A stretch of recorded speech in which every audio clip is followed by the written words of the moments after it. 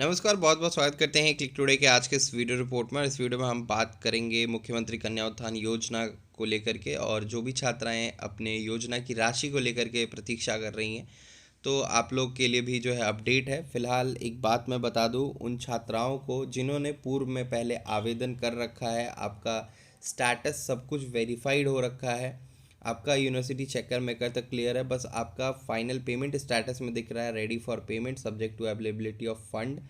तो बहुत सारी छात्राओं का इस पे ये सवाल है कि जो नवनिर्मित पोर्टल है, क्या उसके ऊपर दोबारा हमारा रजिस्ट्रेशन होगा, हमें फिर से नाम ऐड करवाना होगा।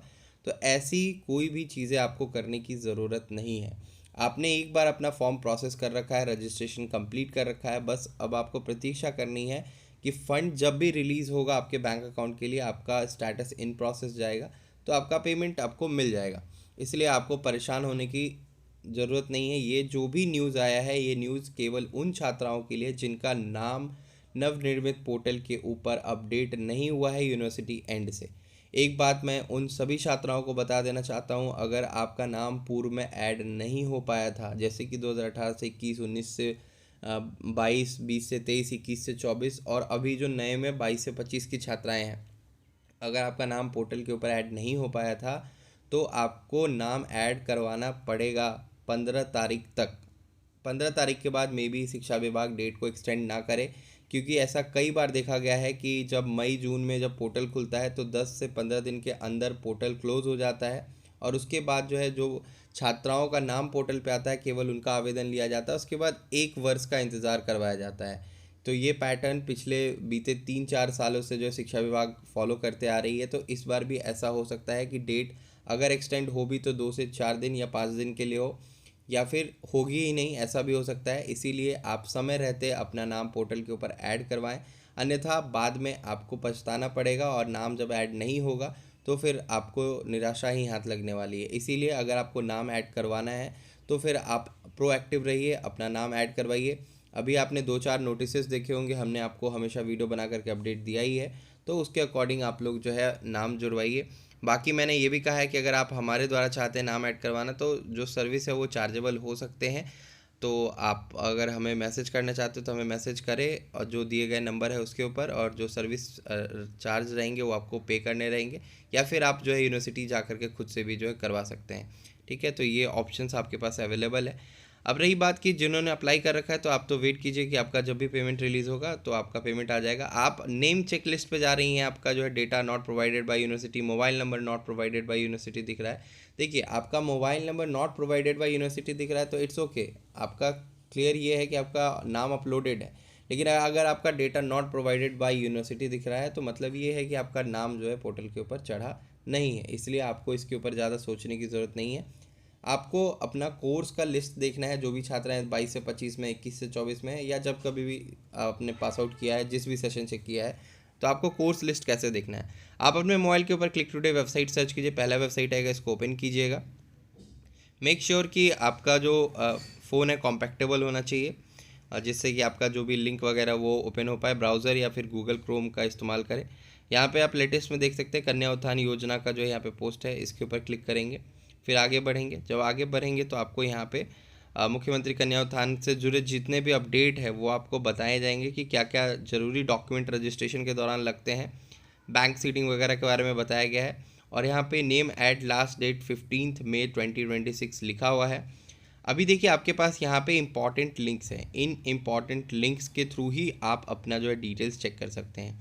नेम चेक रिकॉर्ड, मतलब name record check in list, ये आपका रेड कलर में लिंक है, इसके ऊपर जब क्लिक करेंगे तो आपका नाम यूनिवर्सिटी के द्वारा चढ़ा है कि नहीं चढ़ा है पोर्टल के ऊपर ये दिखेगा। पुरानी छात्राएं जो आवेदन कर चुकी हैं उनको इससे कोई मतलब नहीं होना चाहिए, आपको इसके ऊपर जा कर के कुछ भी चेक करने की ज़रूरत नहीं है या आवश्यकता नहीं है। दूसरी चीज़, लिस्ट ऑफ कॉलेज कोर्स, तो जो कॉलेज कोर्स का लिस्ट है इसके ऊपर चेक नाउ पे जब क्लिक करेंगे तो आपको कॉलेज का जो है कोर्स वाला लिस्ट खुलेगा। यहाँ से आपको पता चलेगा कि आपके कॉलेज के कोर्स को मान्यता है कि नहीं कन्या उत्थान योजना के स्कॉलरशिप प्राप्त करने के लिए। तो देखिए, यहाँ पे आपका जो है ओपन हो गया कोर्स लिस्ट। सबसे पहले ऑल में आप अपने विश्वविद्यालय का चयन करेंगे, यानी कि यूनिवर्सिटी का चयन करेंगे।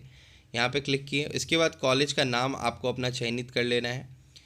तो जैसे कि आपके कॉलेज का अगर यहाँ पे कोई डेटा रिफ्लेक्ट नहीं होता है, तो फिर समझ जाइए कि आपके कॉलेज का जो है यहाँ पे मान्यता नहीं है उस कोर्स के लिए। जैसे कि अब आप किसी सेशन से पास किए, 21 से 24 में आप पास किए, अब यहाँ पे फैकल्टी नेम में कॉमर्स हम डालते हैं।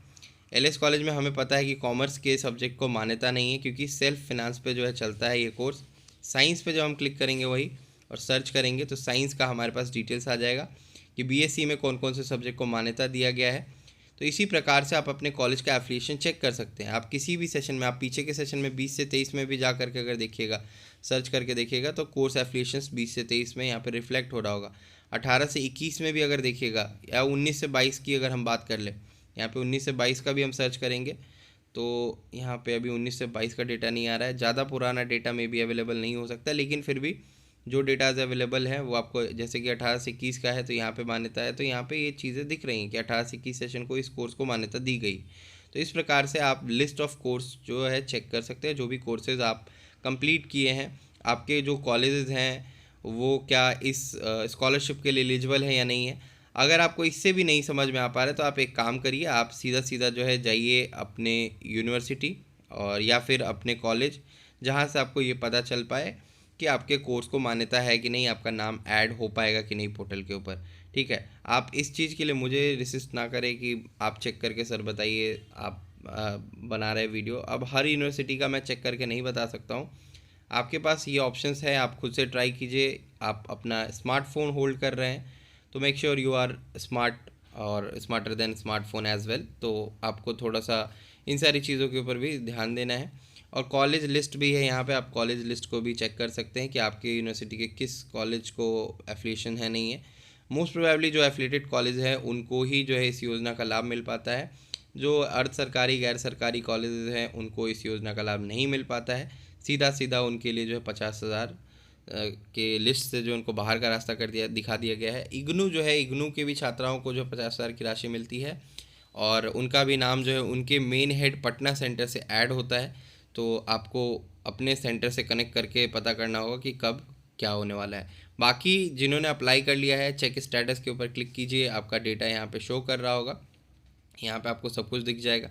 डीबीटी की रही बात, तो डीबीटी लिंक चेक करने के लिए कि आपका कौन सा बैंक से डीबीटी लिंक है नहीं है, चेक नाउ के ऊपर क्लिक करना रहेगा। अब देखिए, आपको जो डॉक्यूमेंट जमा करने हैं कॉलेज में या यूनिवर्सिटी में, जहाँ कहीं भी आप जमा कर रहे हैं, फाइनल ईयर का मार्कशीट, रजिस्ट्रेशन स्लिप, आधार कार्ड, आवासीय प्रमाण पत्र और एक चालू अवस्था में मोबाइल नंबर आपके पास होना चाहिए। तभी जा कर के आपका नाम जो यूनिवर्सिटी जोड़ पाएगी। यूनिवर्सिटी में आप डायरेक्टली जो रश भर चुका है, तो अगर आपका यूनिवर्सिटी एंड से नहीं हो पा रहा है तो आप हमें कांटेक्ट कीजिए, जो सर्विस चार्जेबल है वो आपको लगेंगे और उसके बाद आपका नाम जो है 24 से 48 घंटे के अंदर ऐड करवा दिया जाएगा। ठीक है, तो ये प्रोसेसेस है जो कि आपको फॉलो करने चाहिए अगर आपका कई बार डॉक्यूमेंट जमा करने के बाद भी नाम ऐड नहीं हुआ है तो आज की वीडियो में इतना ही। अगर आपका कोई सवाल या सुझाव हो तो नीचे कमेंट अवश्य करें। फिर मिलते हैं अगली वीडियो में, तब तक के लिए चलते हैं, धन्यवाद।